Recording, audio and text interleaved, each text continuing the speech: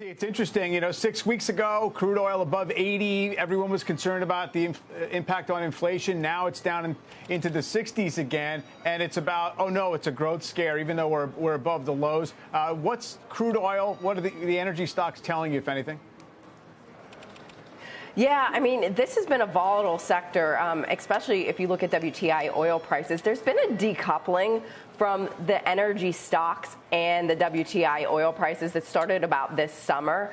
You saw oil prices skyrocket, take off in the middle of the summer, and the stocks didn't really follow. But you've also seen WTI prices fall quite quickly here with the rise of the Omicron variant. And the stocks, they fell, and they got hit hard. But I feel like we are reaching a point where they may be returning to this level of synchronization if we can believe that, if we can get on the same page about where demand and growth is coming in the year ahead. This could be a sector that gets back onto the same page as the commodity price that it reflects, because earnings are very highly correlated for the energy sector to oil prices, and we'd like to see that get back on track.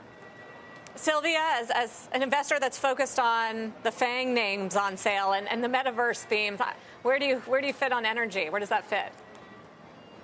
So energy is pretty interesting. I would agree with Lindsay. I think you have a short-term opportunity here. There's probably a dip to buy on today in oil and gas. And, a lot of this is sort of today's move is the panic about we're going to be stuck at home a little bit longer, no more flying, no more driving, no more sort of commuting to work. And I think that this goes back to sort of that work from home hit type of trade. And it's a really an Omicron headline thing.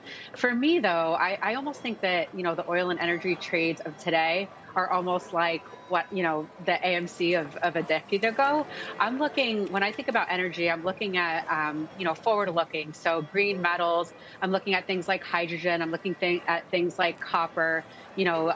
Basically we're trying to go carbon neutral by 2050. So eventually this might not be a topic that we talk so much about when we get a little bit closer to figuring out how to, find the sort of resources to staff that need.